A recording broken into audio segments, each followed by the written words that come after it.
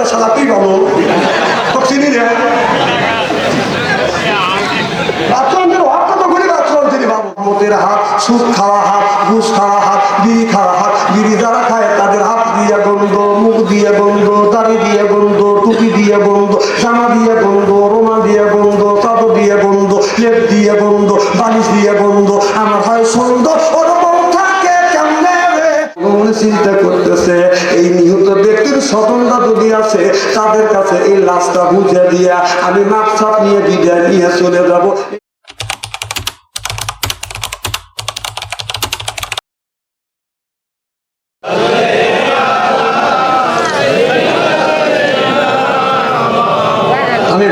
এতগুলি মানুষ গরু করে গুম গুম করে উঠে আমি ওয়াজ করেই যাই আপনাদের বলা লাগবে না। আমার ভাইরা ভালো করে লক্ষ্য করে শুনে হয়তো তোমার জামানা একটা যুবক বাধা মদিনার থেকে বাধা মক্কার থেকে বাধা মদিনা যাচ্ছে 350 মাইলের বাধন রাস্তা তখন উঠ নিয়ে যাচ্ছে কি নিয়ে উঠ নিয়ে যখন যাচ্ছে যাইতে যাইতে বাদান মরুভূমির মধ্যে যে বাদান যাচ্ছে অর্ধেক রাস্তা অতিক্রম করবার পরে বাদান আপনার ক্লান্ত হয়ে গেছে যুবকটা আপনার ক্লান্তি দূর করার জন্য চিন্তা করতেছে আল্লাহ কোথায় আমি দাঁড়াবো লক্ষ্য করে দেখে একটা বাদান আপনার ওই খেজুরের গাছ আছে এই খেজুরের গাছের ওখানে যায় বাদান উঠ থেকে নামিয়ে উঠনিটাকে দাঁড় করা রাখিয়ে এই যুবকটা খেজুরের সাথে এলান দিয়ে বাদান আপনার এরকম করে এলান দিছে হঠাৎ করে বাদান উঠে ক্লান্ত শরীর ক্লান্ত দূর করবার জন্য বাদান চোখে বাদান তন্দা এসে গেছে ঘুম এসে গেছে যুবকটা বাদান আপনার ঘুমিয়ে পড়ছে এখন ঘুম থেকে জেগে দেখে যে উঠনি কাছে রাখছে উঠনিটা বাদান নাই আর উঠনিটা হারিয়ে গেছে যুবকটা মনে মনে চিন্তা করতেছে আল্লাহ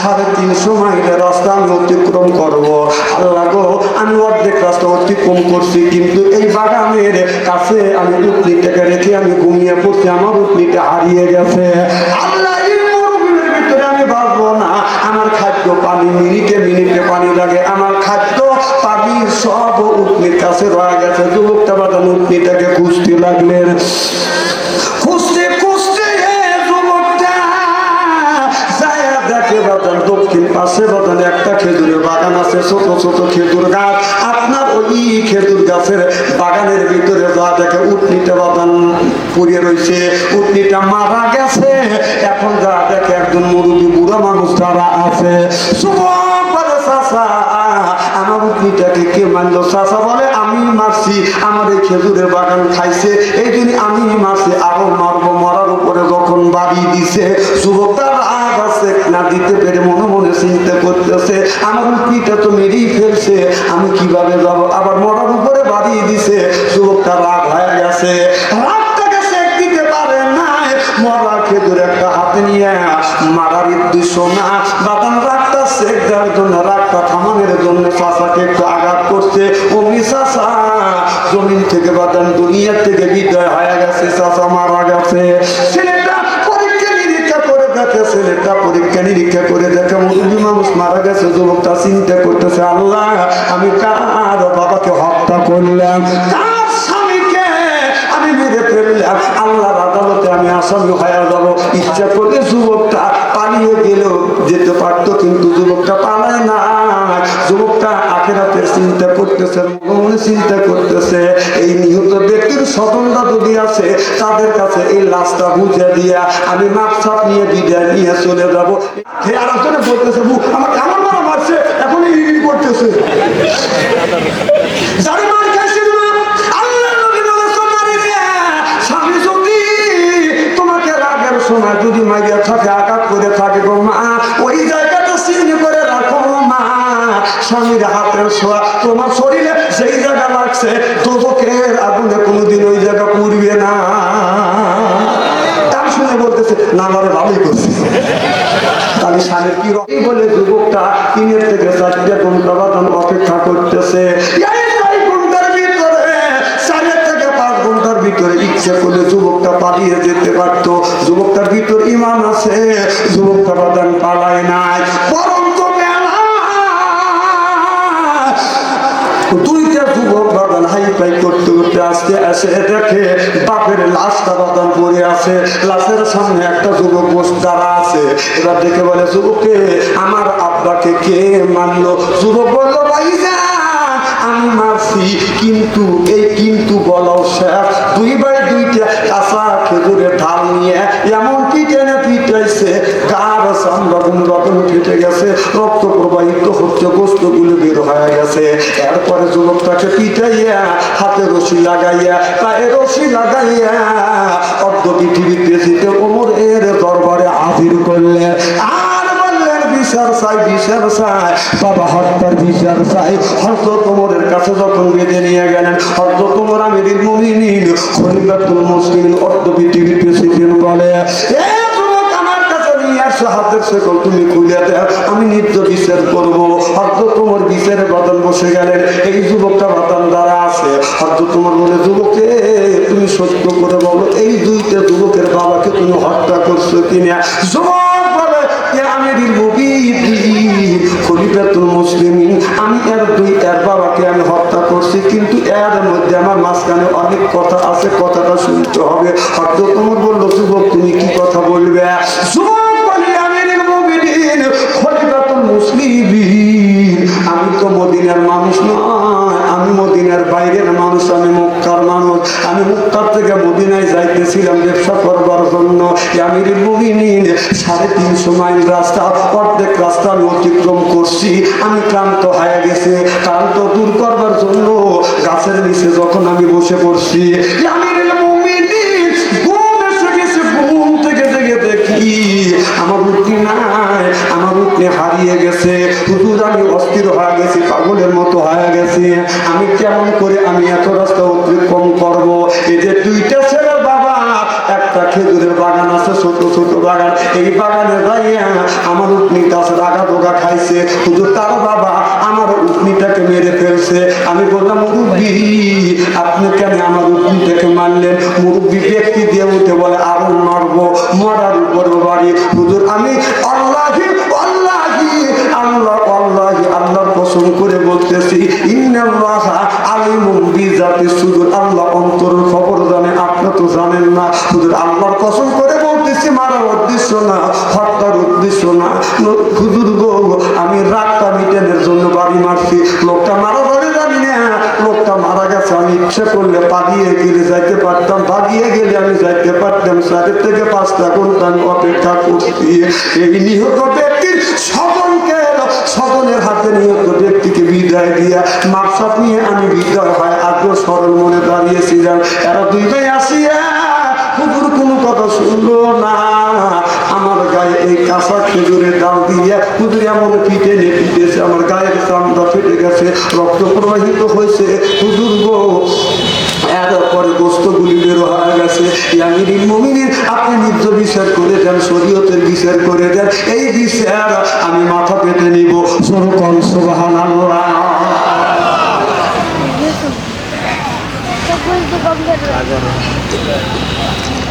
আমার ভাইয়ের আমার শরীয়তের বিধান হলো আল কাতিবিল কাদিয়া বলিয়া, হাতের বদলা হাত, ফুলের বদলা ফুল, চোখের বদলা চোখ হলো ইসলামের বিধান। এ যুবক, তুমি যে এই যুবকের বাবাকে মেরেছো, তোমাকে ফাঁসি ঝুলাইয়া তোমাকে দুনিয়ার থেকে বিদায় করে দিব। এবার হযরত ওমর যখন এই ঘোষণা দিলেন, যুবক বলে, হুজুর গো আমাকে ফাঁসি দিয়ে দেন, আমার আপত্তি নাই। ফাঁসির রায় দিয়ে দিলেন, আগামী সপ্তাহে তোমার কিন্তু ফাঁসি হবে। যুবকটা আমিরুল মুমিনিন খলিফাতুল মুসলিমিন, আমি যদি ইসলামের বিধিবিধান যদি মানিয়ে নেই, ও আমিরুল মুমিনিন ইসলামের আইন যদি আমি মানিয়ে নেই, আল্লাহ কিয়ামতের ময়দানে আমাকে মাপ দিবে কিনা? হযরত ওমর বলে, যুবক রে, শরীয়তের আইন যদি তুমি মেনে নাও, কিয়ামতের ময়দানে আল্লাহ তোমার এই বিচার পুনরায় উত্থাপন করবে না। সিল্লে যখন সুবহানাল্লাহ, এই বিচার আর উত্থাপন করবে না। জোরকে বলে, আমিরুল মুমিনিন আমি তোকে এই বিচার মেনে নিলাম, তবে আমাকে 1 মাসের ছুটি দিতে হবে। হযরত ওমর বললে, যুবককে ফাঁসির আসামিকে তো কোনদিন ছুটি দেওয়া যায় না, এইটা ইসলামে কোনো বিধান নাই। বলি আমিরুল মুমিনিন, আপনি যদি ছুটি না দেন তাহলে আমি ঋণ আছি, আমি ঋণ আছি। কারণ আমি ঋণ আছি, ঋণের বোঝা আপনি বহন করে নেন। কারণ আমি ব্যবসা বাণিজ্য করি, আমি পাড়া 50 জন লোকের কাছে আমি ঋণ আছে, আমি কিছু পাবো, তারাও আমার কাছে পাবে। আমিরুল মুমিনিন, আপনি ঋণের বোঝা যদি বহন করে নেন, আমাকে ফাঁসি দেন, আমার কোনো দুঃখ নাই। হযরত ওমর বলে না না, তোমার ঋণের বোঝা আমি নিব না। আল্লাহ নবী হাদিস শরীফের মধ্যে বলেছে, কোন ব্যক্তি যদি 3 পয়সা ঋণ নিয়ে যদি বাদান মৃত্যুবরণ করে, এই ঋণটা যদি দোকানদারের ঋণটা বাদান যদি শোধ না করে, 3 পয়সা ঋণ নিয়ে যদি মরে যায়, কিয়ামতের ময়দানে 3 পয়সার বিনিময় বাদান 700 ওয়াক্ত নামাজের সওয়াব তাকে দিতে হবে। সুবহানাল্লাহ। 700 ওয়াক্ত নামাজের সওয়াব দিতে হবে। কয় ওয়াক্ত নামাজ পড়ছে তরবির বাবা? কোটি কোটি টাকা জনগণের মাইরে খাচ্ছে। হ্যাঁ, পড়ানোর সময় দাড়ি তো ঠিক মতোই কাটছে, কথা কয় না। এই যে বাংলাদেশের এত জামাত ইসলামের উপরে এত অত্যাচার জুলুম করা হলো, বিভিন্ন অভিযান করেছে, জামাতের একটা নেতা, একটা আলেম দাড়ি কাটে নাই, আর একটু জনগণের ঠেলা দেখার সাথে সাথে দাড়ি কেটে সাইয়ে হাঁটছে, কথা কয় না।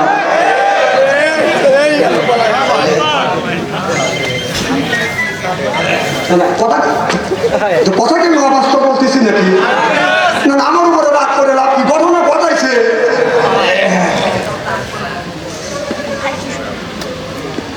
খুব খারাপ লাগতেছে।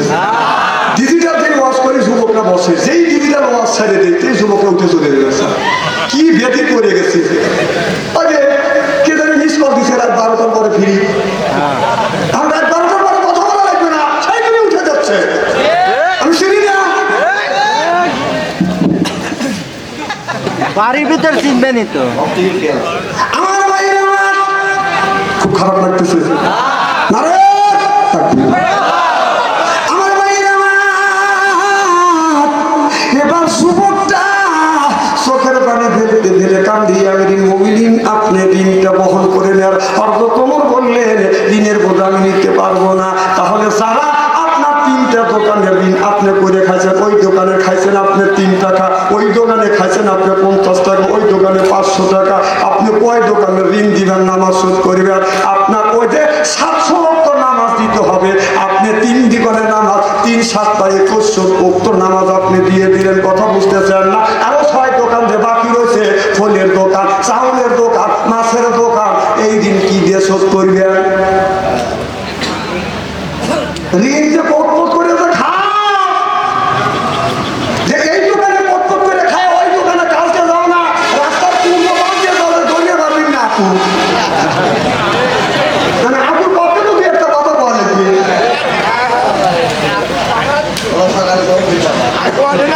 না না, পট করে খাওয়া যে পড়তেছে, তাহলে 3 পয়সা যদি ঋণ করে মারা যায়, কিয়ামতের ময়দানে 3 পয়সার বিনিময় 700 নাম 700 টাকার নামাজের সওয়াব দেওয়া লাগবে। তুমি 500 টাকার নামাজ পড়ছে,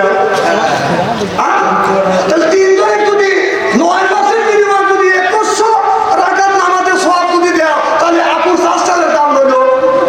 কথা বল, তাহলে ডালের দোকানে বাকি করে খাচ্ছে, চালের দোকানে বাকি করে খাচ্ছে, ওখানে কি করবে? কিয়ামতের ময়দানে আল্লাহ বলবে, ওই যে দেখি যদি না দিতে পারো, ওই যে চাউলালা আপুর দোকানের 4 টাকা, এরপরে চাউলালার দোকানের টাকা না দিবে পারলে ওর যত গুণ আছে সব তোমার মাথায় বুঝে দিবে। তুমি কিভাবে হাইতে যাও? বিশ্বাস যদি না হয় মরিয়ে দেখো, এখনো সময় আছে। বাঁচে থাকতি যদি 50 টাকা ঋণ থাকে, 2 টাকা দিয়ে হাতে পায়ে ধরে মাপ সব দেন, যে বাঁচবে সাল। এই দুনিয়া মাপ পাওয়া যাবে, আখিরাতের আদালতে কিয়ামতের ময়দানে মাপ পাবেন না। বিশ্বাস যদি না হয় কবরের মধ্যে যাওয়া দেখো।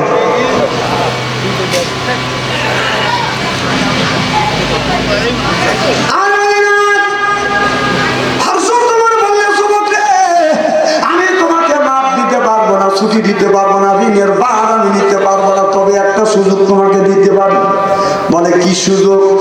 সুযোগ হলো কেউ যদি তোমার জামিনদার জিম্মাদার হয়, তাহলে তোমাকে 1 মাসের ছুটি দিব। এবার নবীর সাহাবীরা শত শত হাজার হাজার সাহাবীরা ওই জায়গা দ্বারা আছে। এবার যুবকটা দেখে সাহাবীরা আপনারা নবীরে দেখছেন, আমি দেখি না, তবে আপনাদের কাছ থেকে শুনছে, হাদিসে পড়ছি, আলী মাওলানার মুখে শুনছি, আপনাদের মুখে শুনছি। আমার নবী বলেছে মুসলমান এক মুসলমান অপর মুসলমানের ভাই। এক মুসলমান যদি বিপদে পড়ে আর এক মুসলমান বিপদের সামনে যা বিপদ থেকে উদ্ধার করে, এইটা যদি রাসূলের সুন্নাত হয় থাকে, রাসূলের হাদিসে যদি হয়ে থাকে, আপনারা যদি একজন জামিনদার জিম্মাদার হন, আল্লাহর কসম করে বলতেছি আমি ফিরে আসবো। কেউ রাজি হয় না। নবীর একটা সাহাবীর নাম হলো আবু তালহা। আবু তালহা চিৎকার দিয়ে বলল, আমি আমার নবীর হাদিস মিথ্যা হতে দিব না, আমি তোমার জামিনদার জিম্মাদার হইলাম। সুবহানাল্লাহ। বলে তোমাকে আমি তোমার জামিনদার জিম্মাদার হইলাম, তুমি চলে যাও, এক মাসের সুবিধা হলো। হযরত ওমর যায় বলে, ভাই আবু আসার মুবাশশিরা 10 জন সাহাবী বিনা হিসেবে জান্নাতে যাবে, তার মধ্যে তুমি একজন, দুনিয়া থেকে জান্নাতের টিকিট আছে, তার মধ্যে তুমি একজন। ও ভাই এই কাম করো না, এই যুবকটাকে তুমি তো চেনো না, যুবকটা যদি না আসে যুবকের দায়ভার কিন্তু তোমার মাথায় চাপবে। এই চিন্তা তোমার করা লাগবে না, যুবকটা যদি না আসে হাসির দই হাসতে হাসতে পড়বো, কিন্তু নবীর হাদিস আমি মিথ্যা বলতে দিব না। সুবহানাল্লাহ। এরাই হলো নবীর আশিক। আর আমরা নবীর আশিক হইছি ইয়াকিরের মুরিদ হইয়া, মাথায় টাকা বাঁধিয়া রাস্তায় রাস্তায় যা মানুষের নিন্দা করু, ওই আলেম ভালো না, ওই আলেম ভালো না, এই আলেম এবারে সালা তুই ভালো তো চিনি রে। বাচ্চাদের হক কত করি, বাচ্চা তিনি পাবো না। আরে এবার এক দেশের পুলি আর এক দেশের পুলি, তুমি গা গান মনে করে পারো তাহা যা হবে তাহা নামাজ পড়ে নাই দেখে ছেলেরা বলতেছে, ইমাম সাহেব বলতেছে আমি তোমাদের জানাজা নামাজ পড়াবো না তোমার বাপে। সে বললো যে পড়ার লাগবে, বা পড়ারকে বাড়ি কাফারা দেওয়া লাগবে, বা কত টাকা হিসাব নিকেশ করে দেখা যায় 7 লক্ষ টাকা হয়েছে।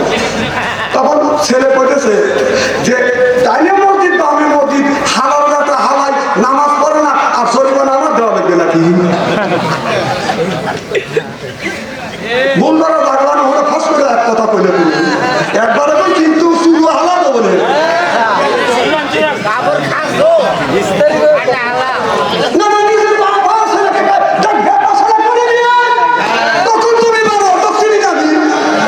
আমি বলছি যে খাসি যেমন চলে এরকম শুধু হালাল দেবো বলে, তখন তুমি বলো নিজের সালা তুমি করতে পারো, নিজের সালা করতে পারো।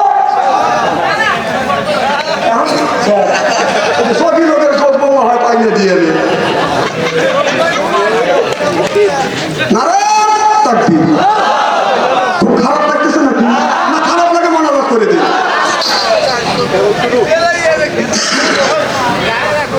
ও যে আসলাতের কথা মনে আছে, আমার ভাই হযরত ওমর বলল, ভাই তাই কিন্তু নিতে হবে, বললে আমি ফাঁসির দড়ি ধরবো, নবীর হাদিস মিথ্যা হতে দেব না। সুবহানাল্লাহ বললেন না। এবার আসলাত বাদান কি করলেন? বাদান এই যুবকটা বাদান যখন চলে গেলেন, এবার যাওয়ার সময় হযরত ওমর বলল, যুবক আজকে আরবি মাসের শেষ শুক্রবার, আর আরবি মাসের সামনে আগামী পয়লা শুক্রবার জুমার দিন তুমি এসে হাজির হইবে, বাদ জুম্মা পরে তোমার কিন্তু ফাঁসির কষ্টে ঝুলানো হবে। আর যদি তুমি না আসো তোমার পরিবর্তন নিষ্পাপ ব্যক্তি নবীর সাহাবী আবু তালহাকে ফাঁসির কাছে ঝুলে হত্যা করা হবে।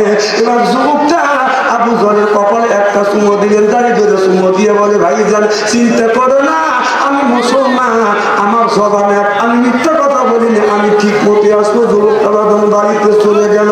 বাড়িতে যাইয়া যুবক বাদন জমা জমি তালা তালুক যা কিছু ছিল সব কিছু বাদন বিক্রি করিয়া ঋণ যা ছিল ঋণগুলো সব করিয়া আজকে রাত সকালবেলা হলে বাদান শুক্রবার যুবকটা বাদান ফাঁসি হয়ে যাবে।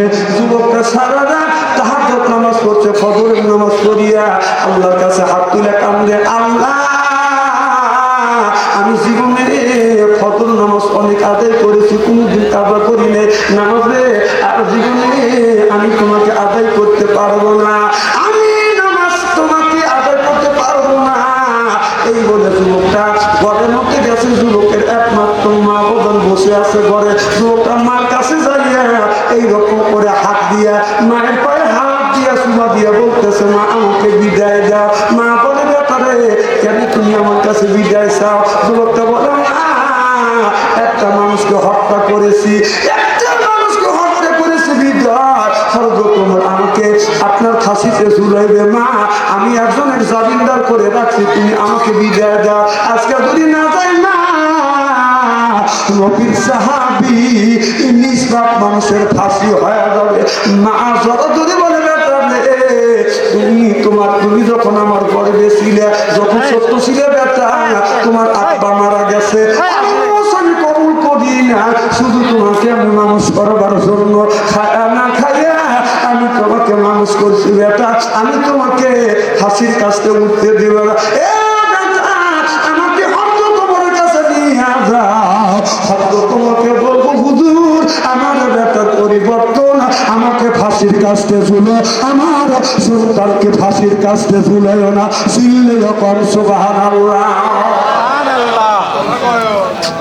মা কি নিয়ে যার মা নাই সেই যাবে।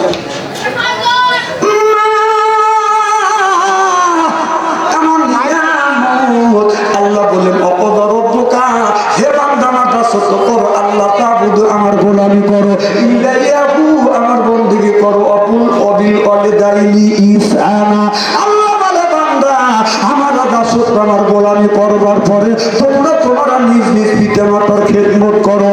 আজকে মা পয়সা বুড়ি, গার যাইতে আমার বুড়ি বাবা হলো বুড়ো, পিঠের উপর ধরে ধরে বুড়ো, শ্বশুর হবে আব্বা জান, শাশুড়ি হচ্ছে আম্মা জান, বিয়ে করছে পিয়ারা জান, ওরাই সব জানের জান, পরাণের পরাণ জোর কম ঠিক কিনে। আমার জীবনে আমি এত বড় হয়েছি একমাত্র আমার মা আর আমার বাবার দোয়ায় আর আমার চেষ্টা। আমার মতো মানুষ তো আলেম হওয়ার কথা না, আমার মতো মানুষ তো ভক্ত হওয়ার কথা না। আমি যেদিন সর্বপ্রথম বারাদিন মাহফিলে যাব, আমি আমার মা পায়ে হাত দিলাম, বললাম, মা একটু দোয়া করো, আব্বা দোয়া করে দেয়।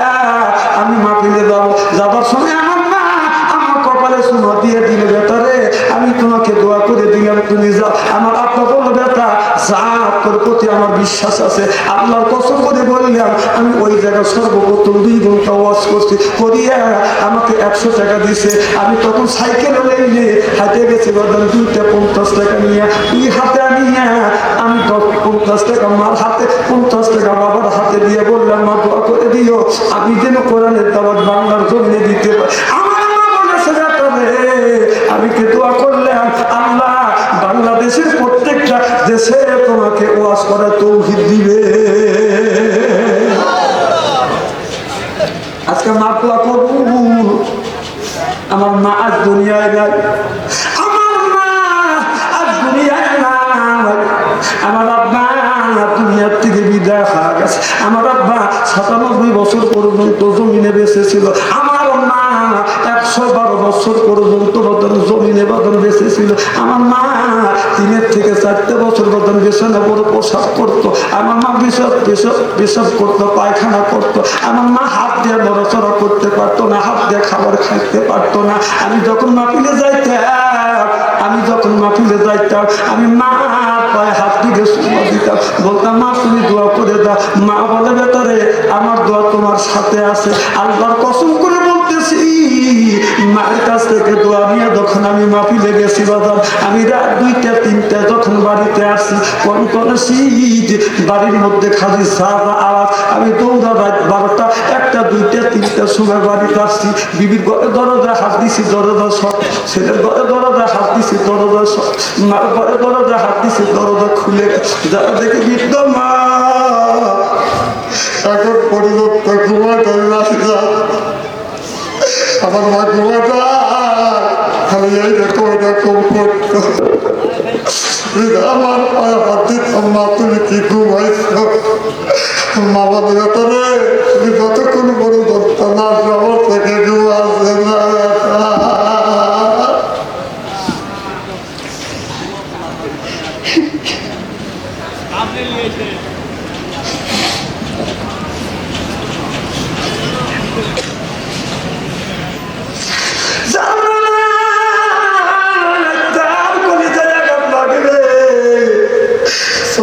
পানি আছে ওই মানুষ পরে চোখে পানি আসবে।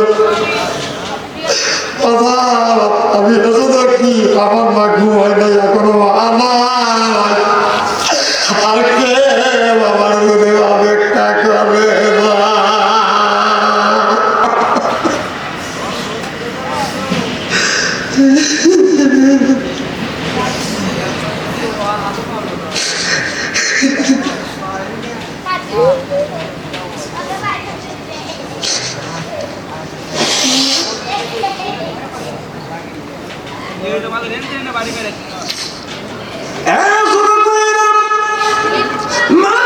কষ্ট দিও না। মা বাবা যদি দোয়া করে বলেন তিনটা জিনিস পুরস্কার দেয় আমার আল্লাহ বলেছে, মা বাবার খেদমত করলে আল্লাহ বলেন 1 নাম্বার তোমার ইজ্জত বাড়িয়ে দিব, 2 নাম্বার আল্লাহ হায়াত বাড়িয়ে দিবে, 3 নাম্বার অর্থ সম্পদ বৃদ্ধি দিবে। আল্লাহ কসম করে বলতেছি ভাই যা আমি রাস্তা দিয়ে যাই আর আমারে বলে খালি জাল ছাড়ে বাদাম দে, এমন কোনো দিন নাই দিনের মধ্যে 50টা 100 জাল ছাড়ি ফেরত দেই না। আমার মা দোয়া কাজে লেগে গেছে, বাবা দোয়া কাজে লেগে গেছে। এখন আমার মা আর দোয়া করি তুমি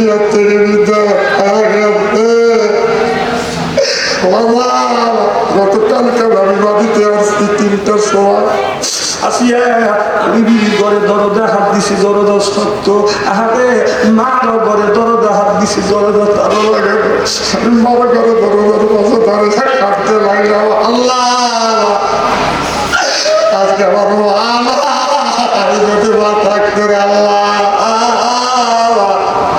আমার মা আমার যদি অপেক্ষা করতো একদিন মা বাবার ব্যথা করতে না পারে আল্লাহর কসম করে বলতেছি মসজিদের পাশে বাবার মারে কবর দিচ্ছে। একদিন মা বাবার কবরের পাশে দাঁড়িয়ে কান দিয়ে দোয়া করে মারে আজ তুমি না আমার জন্য অপেক্ষা করে না।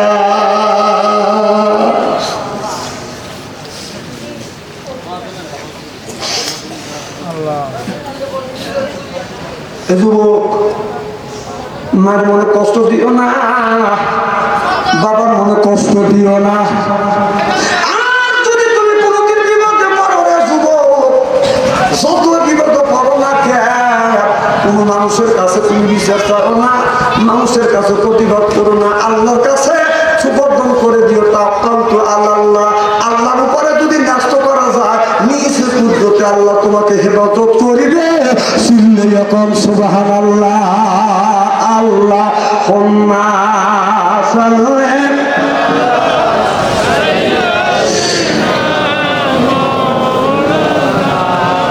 ওয়া আলা আলি সাইয়্যিদিনা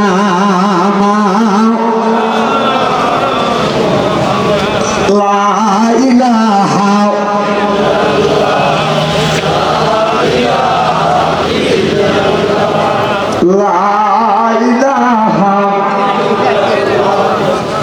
আপনার একেবারে ঠান্ডা হয়ে গেছে না রে? তাকবীর। খুব কি খারাপ লাগতেছে নাকি? নারায়ে তাকবীর, আল কোরআনের আলো। 12:30 বলতে 2 ঘন্টা করে আমার আলোচনা অলরেডি হয়ে গেছে। তারপরে আমি দেখতেছি যে আপনাদের একটা লোকের চোখে পাতা বন্ধ হয় না, মনে হয় সবে মাত্র স্টেজে আসছি আপনারা এসে বসলেন। কাজের মানুষ আছে কি মনে করে দেবো না না পাম তো দিচ্ছেন না।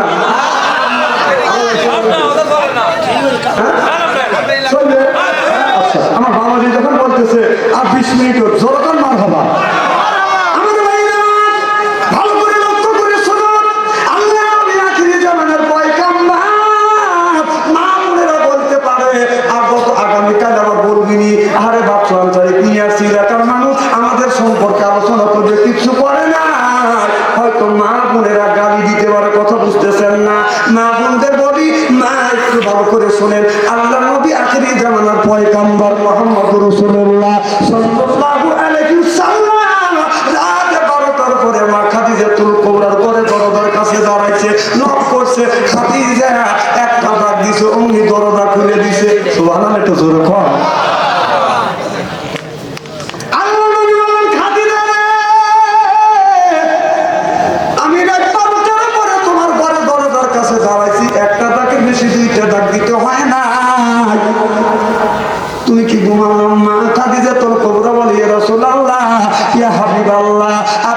3টা স্বামী সংসার করেছে, এইরকম কোনোদিন হয় নাই। নবীজি গো, যতদিন ধরে আপনার সাথে ঘর সংসার করতেছি, আল্লাহর কসম করে বলতেছি, আপনার আগে কোনোদিন বিছানায় পিট দিয়ে ঘুমাতে চাই নাই।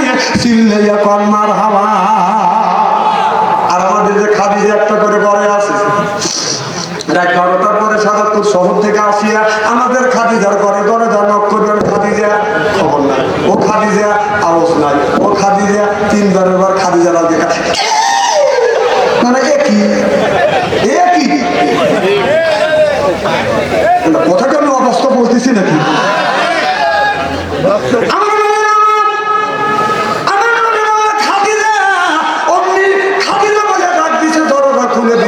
চোখে যখন চোখ পড়ছে আমার নবী মা খাদিজাতুল কুবরাকে বলেন আপনার সালাম দিবে, তার আগে মা খাদিজাতুল কুবরা আমার নবীরে সালাম দিয়ে দিলেন। আমার নবী বলেছে আমার নবীর 11টা বিবি 10টা বিবিকে আগে আগে নবী আমার সালাম দিছে, কিন্তু খাদিজাকে আমার নবী আগে কোনোদিন সালাম দিতে পারে নাই। আল্লাহ নবী বলেছে কেউ যদি স্বামী যদি বিবিরে সালাম দেয়, বিবি যদি স্বামীরে সালাম দেয়, স্বামী স্ত্রীর ভিতরে মহব্বত পয়দা করে দেয় কে? আমাদের বউ কি সালাম দেয়? আরো জোরে, জোর হইল না? এত মানুষের মধ্যে না করতেছে, বাড়ির জানে আজকে খবর আছে, কিন্তু বাথরুম থেকে বলছে আর বলতেছে না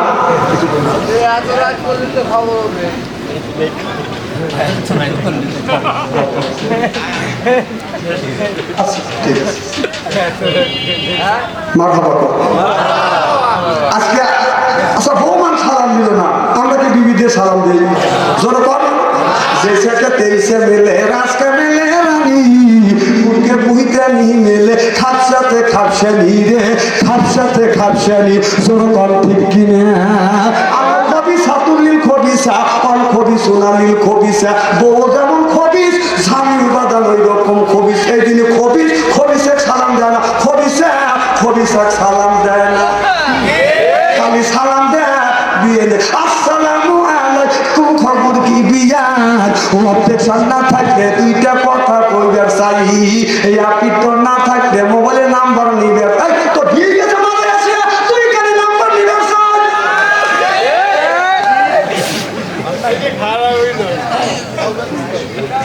কিছু করতেছি নাকি?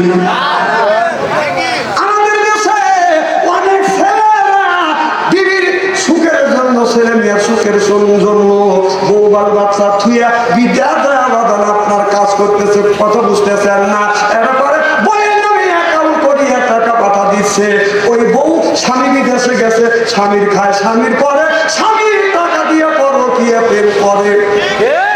ছেলের মা এই ছেলে রাখিয়ে আর একটা যুবকের হাত ধরে চলে যায়, ওই বিয়া টেকে না সরকার ঠিক কিনে স্বামীর খাও স্বামী করো, স্বামীর পেটে খায়া পরকীয়া প্রেম করো, তেল করছে খাও না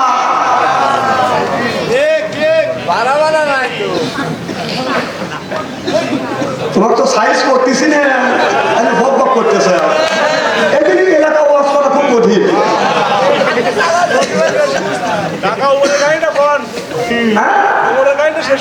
ওয়াজ থেকে ছেড়ে দিচ্ছে, আর যে ওয়াজ ধরবে সেই আকর্ষণ মা বাবা একটু জোর কর। ভালো করে লক্ষ্য করে শুনুন, তাহলে আখিরি বেলা তাৎ করিয়ে বাড়িতে যাই আজকে বিবিরে সালাম দেবো বলেন ইনশাআল্লাহ। আজকে আখিরি মোনাজাত করে বাড়িতে যা বিবিকে সালাম দিবে না, বলবে আসসালামু আলাইকুম, ও আমার বিবি আমার সালাম দাও। বিবি লাখে কাবুল্লে হাসতে বলবে ঢং করা যাচ্ছে না, কারণ অসুবি সালাম দিলে হাসবে না, কথা বলে না। আমি আমার বিবি মাঝে মধ্যে সালাম দিই, তো আমার বড় ভাবি খালি লাখে কাবুল্লে হাসে, তাই বললাম ভাবি তুমি হাসো কে?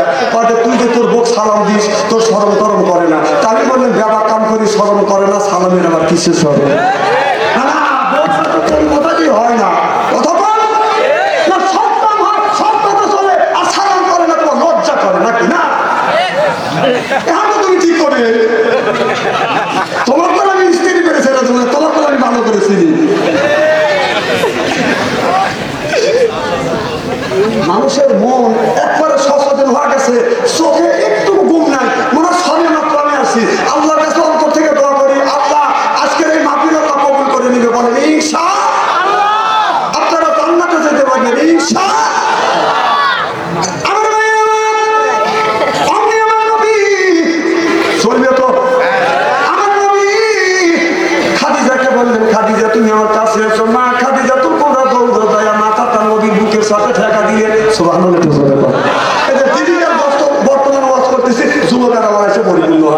মার বাবা একটু জোরে বল। ওরা কি অবস্থায় আমি তো ভালো করে জানি, আপনারা তো জানেন না। আসলে আমি চলে গেলাম। তোমার মতো ছবি চলে গেলে আমার কি?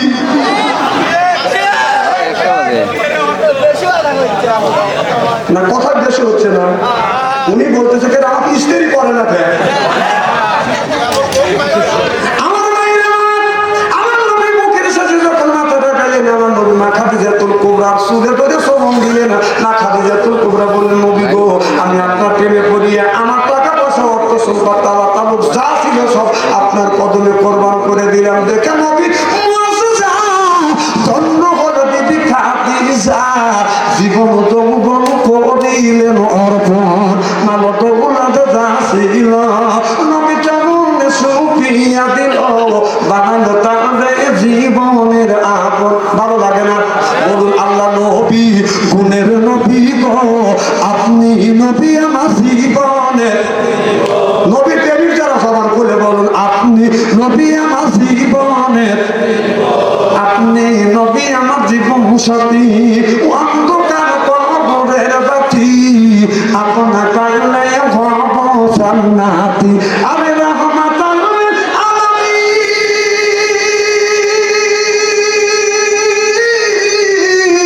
আপনি মুমিনের আপন, গুনাহগার উম্মতের আপন। আল্লাহ নবী, গুণের নবী গো, আপনি নবী আমার জীবনের জীবন। সরকার মারহাবা। আমার নবী অনিমা খাদিজা চুলে ধরে বাদাম চুমা দিলেন, সুবহানাল্লাহ বললেন না? খাদিজাতুল কুবরা বলে, ইয়া রাসূলুল্লাহ, ইয়া হাবিবাল্লাহ, আপনি আমার চুলে চুমন দিলেন গো নবীজি। আমার নবী বলেন, খাদিজা, আমি তোমার চুলে চুমন দিয়ে নারীদের ইজ্জত আর মর্যাদা বাড়িয়ে দিয়ে গেলাম রে খাদিজা। ইয়া খাদিজা, তামাম পৃথিবীর নারীদেরকে জানিয়ে দিও, জানিয়ে দিও, কেউ যদি এই হাত দিয়া, কেউ যদি এই হাত দিয়ে যদি বউ মারে, এই হাত দিয়া চুল ধরে ধরে যদি বউ মারে, তাদের হাতের মোনাজাত দান খয়রাত আল্লাহর দরবারে কোনোদিন কবুল হবে না। যারা চুল ধরে ধরে বউ মারছেন, যারা বউ মারছেন, তাদের হাতের মোনাজাত দান খয়রাত আল্লাহর দরবারে কবুল হবে না, হতে পারে না, হওয়া সম্ভব না। যারা বউ মারছে, কে বড় বড় চোখ করছো কেমন? আজকে মা বলে দেয় ও শুনে মনে মনে, মতের হাত, সুদ খাওয়া হাত, ঘুষ খাওয়া হাত, বিড়ি খাওয়া হাত, বিড়ি যারা খায় তাদের হাত দিয়ে গন্ধ, মুখ দিয়ে গন্ধ, দাড়ি দিয়ে গন্ধ, টুপি দিয়ে গন্ধ, জামা দিয়ে গন্ধ, রোমা দিয়ে গন্ধ, চাদর দিয়ে গন্ধ, লেপ দিয়ে গন্ধ, বালিশ দিয়ে গন্ধ। আমার হয় সুন্দর ওরকম থাকে কেমনে রে আল্লাহ রে, সুরপান ঠিক কিনে।